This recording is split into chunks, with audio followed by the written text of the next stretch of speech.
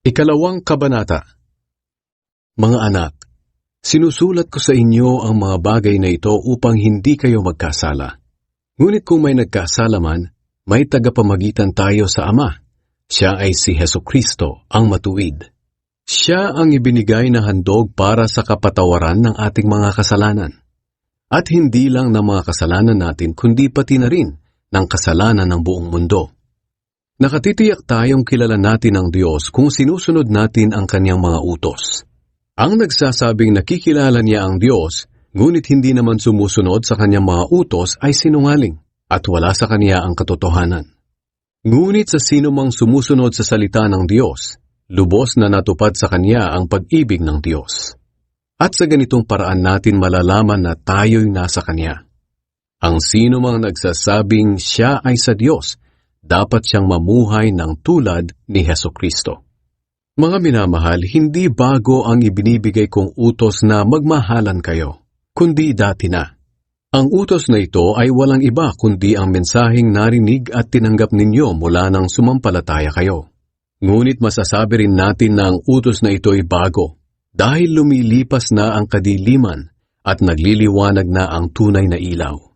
At ang katotohanan ito ay nakita sa buhay ni Kristo at maging sa inyo.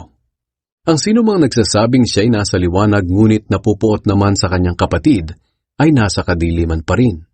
Ang sino mang nagmamahal sa kanyang kapatid ay namumuhay sa liwanag at walang anuman sa buhay niya ang magiging dahilan ng pagkakasala ng kanyang kapwa. Ngunit ang sino mang napupuot sa kanyang kapatid ay nasa kadiliman. Lumalakad siya sa kadiliman at hindi niya alam ang kanyang patutunguhan dahil binulag siya ng kadilimang ito. Sumusulat ako sa inyo mga anak dahil pinatawad na ng Diyos ang mga kasalanan ninyo dahil kay Kristo. Sumusulat ako sa inyo mga ama dahil nakilala niyo na siya na mula pa sa simula ay nariyan na. Sumusulat ako sa inyo mga kabataan dahil nalupig na ninyo si Satanas. Sumusulat ako sa inyo mga anak dahil nakilala niyo na ang Ama. Sumusulat ako sa inyo mga ama dahil nakilala niyo na siya na mula pa sa simula ay nariyan na. Sumusulat ako sa inyo mga kabataan dahil matatag ang inyong pananampalataya. Sinusunod ninyo ang salita ng Diyos at nalupig na ninyo si Satanas. Huwag ibigin ang mundo. Huwag ninyong ibigin ang mundo o ang mga makamundong bagay. Ang umiibig sa mga ito ay hindi umiibig sa Ama, sapagkat ang lahat ng kamunduhan, ang masasamang hilig ng laman, ang pagnanasa sa mga nakikita ng mata, at ang anumang pagmamayabang sa buhay ay hindi nagmumula sa Ama kundi sa mundo. Ang mundo at lahat ng bagay dito na hinahangad ng tao ay mawawala, ngunit ang taong sumusunod sa kalooban ng Diyos ay mabubuhay magpakailanman. Ang Antikristo. Mga anak, malapit na ang mga huling araw, at tulad ng narinig ninyo, malapit na ang pagdating ng Antikristo. Ngayon pa lang ay marami ng Antikristo, kaya alam nating malapit na ang mga huling araw. Kahit naging kasama natin sila noong una, hindi sila tunay na kabilang sa atin.